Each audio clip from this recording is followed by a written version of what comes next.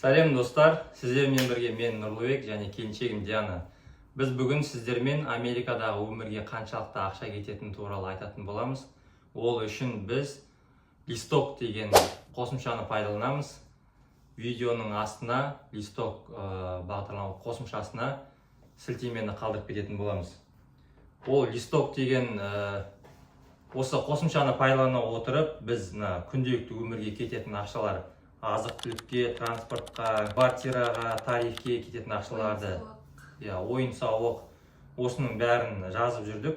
Бізде Америкада кейбір мысалға транспортқа менің картамнан алады, теңге Қазақстанның картасынан алып кетеді. Ал кейбір жерлерде доллармен төлейміз, кейбір жерлерде теңгемен төлейміз. Сондықтан біз екеуміз екі валютада осы кеткен шығындарды, кірген кірістерді жазып отырамыз. Мен доллармен, Диана да доллармен, мен де теңгемен. Енді қазір бізде екеуін қосып мұнда шығардық. Жалпы маусым айына кеткен ақша теңгемен 1.134.800 теңге. Доллармен 2186 доллар кеткен екен. Соның ішінде азық-түлікке 160 мың, транспортқа 25 мың, бұның бәрі бір айға кеткен ақшалар. Ойын сауыққа 130 мың.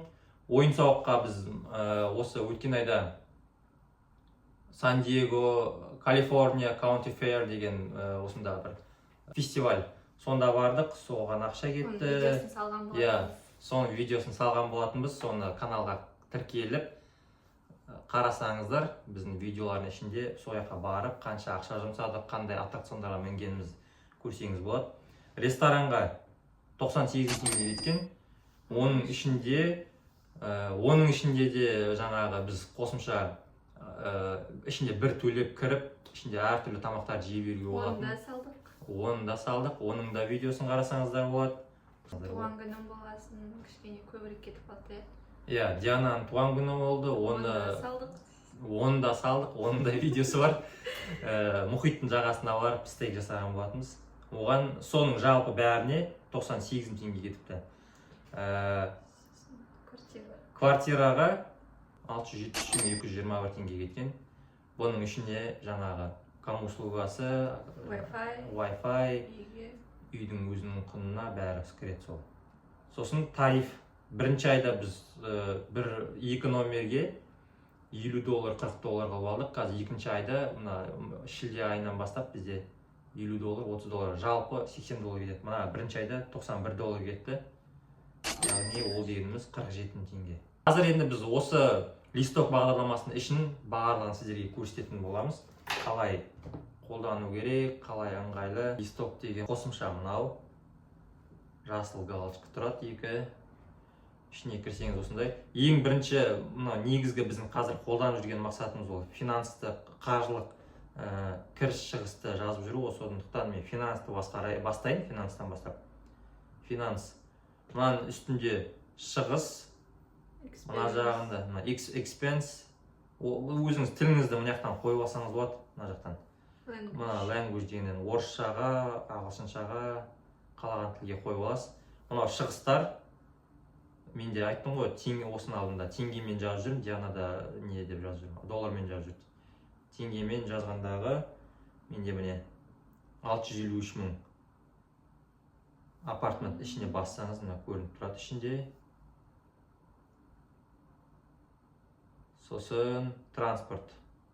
Транспорт ішінде міне қанша кеткен. Транспорт екеумізге, транспорт екеумізге. Сосын income жазуға болады. Мына ішінде айлық, стипендия.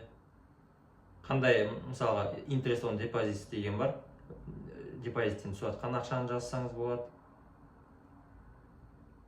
Сосын мына жақта аккаунт счета деген тұрады. Орысшада сізде қанша ақша қалғаны өзі есептеп тұрады. Сосын мына жақта бұрышында мынаны бассаңыз, диаграммамен көрсетіп тұрады, қай салаға сіз қанша ақша көп жұмсадыңыз. Мына жақта астында міне апартмент, үстінде азыр қалғандары, күлгенмен басқа нелер, астында міне жазып тұрады, транспорт, басқа бөлік, апартмент. Сосын не көруге болады? Мынадай чартпен де графикпен де көруге болады. Астына, мысалға, қазір біреуін жазып көрсейін, education мысалға бетсек, теңгемен 5000 теңгеге кітап алған болсаңыз, мына жерге қандай кітап алғаныңызда, мысалы кез келген Real Prep кітабын алдық біз өткен айда. Соны жазып, дайын дегенді басасыз, астына жазып қояды. Мына жерде шығады, ол автомат түрде азайтады. Сосын шетада оның несі шығып тұрады. Енді келесі қандай жақсы жақтары бар десеңіз, бұның листок деген бағдарламаның, қосымшаның мына жерде мақсаттар өзіңіз қоюыңызға болады. Қосасыз мына жерге осындай мақсат қоямын, осы уақытта бастадым, дедлайн осы уақытқа шейін, мына жерден бәрін өзіңіз келтіресіз. Сосын келесі to do list деген бар. Үстінде міне жұмыс, алатын заттар, тағы да басқа. Оны да қосасыз. Не істеу керек, дедлайн қоясыз жақтан. Одан кейін траккер деген бар. Траккер бізде мынандай. Дианаға мен сені жақсы көремін деп айтуым керек. Траккер мынау.